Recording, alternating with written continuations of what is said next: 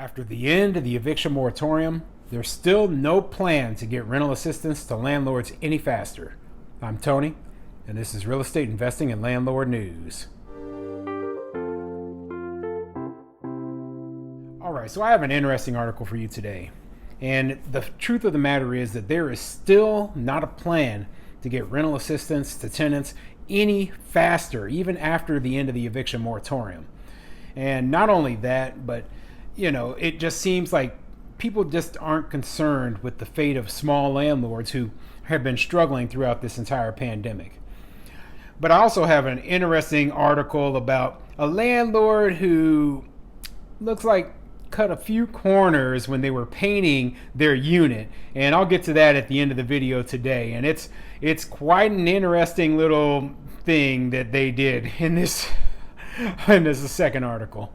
But before I get into those two articles, go ahead, hit the like and subscribe button. Maybe leave a comment down below and let me know if you're just frustrated with the situation with this rental assistance or not. I mean, this whole thing with the eviction moratoriums and the rental assistance being a complete joke, it really has a lot of landlords pretty frustrated right now.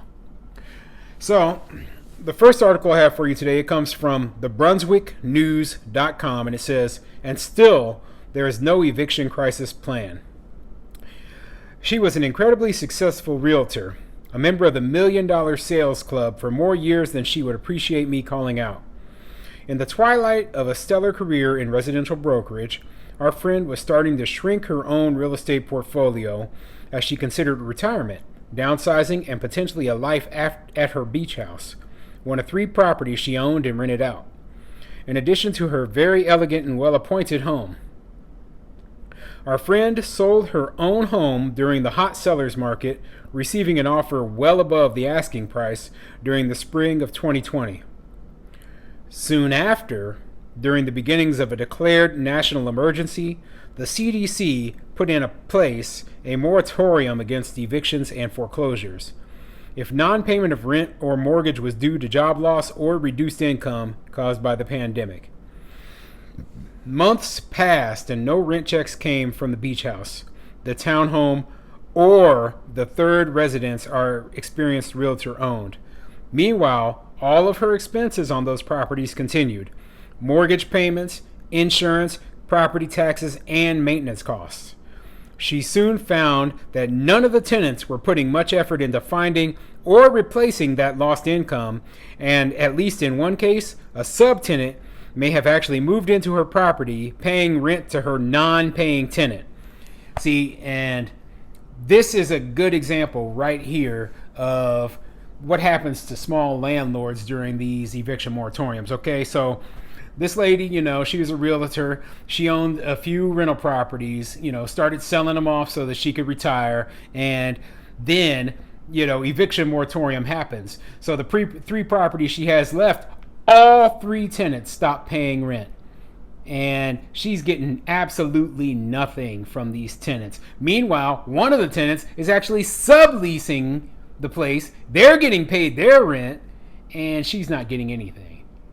And they expect landlords to just put up with this, We were supposed to just accept the loss. So yeah, we're doing fine, The big problem though is that rental assistance, right, should never have been tied to this eviction moratorium. And even here in this paragraph, it says that the moratorium for evictions is only for people for non-payment of rent due to job loss or reduced income caused by the pandemic. Okay, now if you have job loss or reduced income caused by the pandemic, maybe you should be eligible for rental assistance, but not for an eviction moratorium. Okay, so the rental assistance would have kept you in your house, but no, they weren't smart enough to figure that out. And a lot of places, they didn't even check to make sure that the people who were protected by the eviction moratorium actually qualified. So did they actually experience loss of income? Did they actually experience a job loss?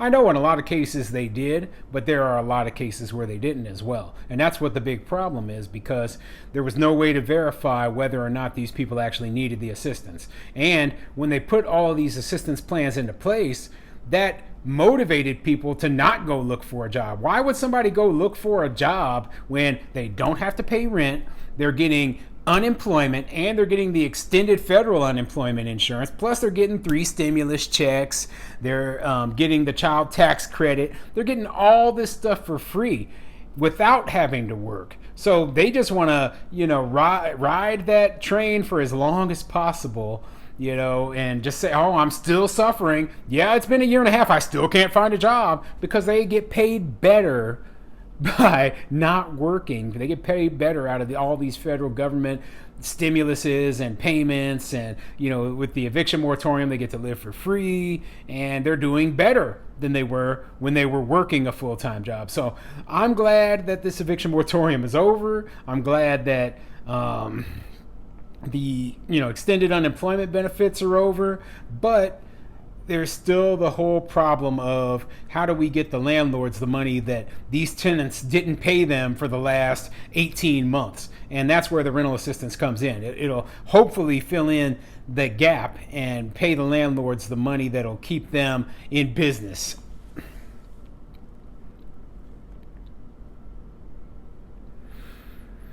The U.S. Supreme Court recently struck down the CDC's latest attempt to extend the moratorium until October of this year. DeKalb County, Georgia, and several other states have also put in place their own eviction moratorium extensions, lasting until the end of the year. A moratorium on evictions or foreclosures, by the way, is not a solution. It is simply a stall. Unless the tenant or mortgage holder pays up in full, their credit will be significantly damaged, and relocating to another rental property or buying that next home will be particularly problematic. And yet, not only are we likely to see record number of evictions and potentially foreclosures, but those simultaneous downward credit strikes will make it nearly impossible to secure housing in the tightest area of most every market, entry-level and affordable housing. And still, at the federal, state, and local levels, there is no plan. Okay? And, that's the gripe of everyone, okay? Where is the plan to get the money to the landlords? Where is the plan to stop, all of the pain that the landlords have been suffering? There is no plan. And, it's just frustrating. So current CARES Act and related housing aid funding, $46.6 billion, will start reverting, if unspent, back to the federal government in late September. President Biden and the U.S. House would do well to strongly examine the Texas model. If the objective remains keeping folks housed, though overseen by U.S. Department of the Treasury instead of the U.S. Department of Housing and Urban Development, the current failing efforts rely on a patchwork of more than 450 state, county, municipal, and charitable organizations lacking uniformity or simplicity to hand out the rent mortgage relief funding. Yeah, by depending on a whole bunch of local and state governments, they just basically made this thing so complicated, so convoluted, that the bureaucracy slowed down the rental assistance payments to the landlords and made it almost impossible to work. So they did bring up the Texas model in here, and let me read this paragraph real quick. In Texas, the state decided to cut through the clutter, complicated forms, and asks for details and documentation that many lower income tenants simply could not produce by making payments directly to the landlords and lenders with sign-off certification by the tenant or mortgage holder on the amount in delinquency and arrears. Landlords typically have bookkeeping or accounting staff and are much more accustomed to credit applications and government forms, as are lenders. So yeah, Texas made it simple by letting the landlord apply, and then the only thing the tenant has to do is just sign saying, yeah, that's how much I owed. Now, is there a potential for fraud? Yes. But guess what? At least the tenants will be able to stay in these properties. Less people will be evicted. The landlords won't be short on money. And they can go after the fraudsters and the people causing the trouble later. Okay, right now the main thing is keeping people housed and making sure the landlords don't lose their properties. But yeah, Texas, you decided to cut out all of the bureaucracy and BS, and that's what this article is pushing to go throughout the entire country. So yeah, I completely agree with it.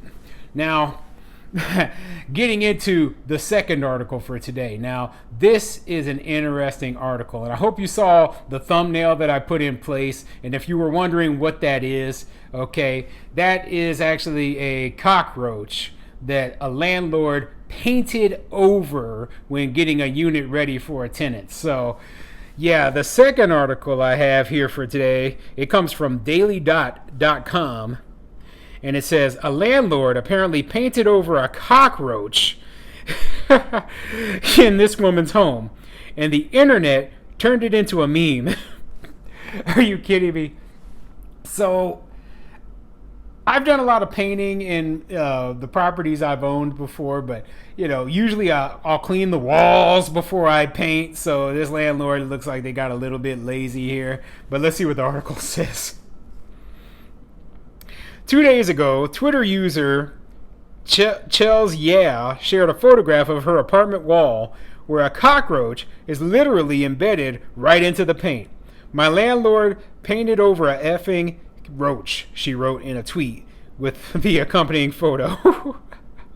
And I'll throw the photo up on the screen up over here so that you can see it again.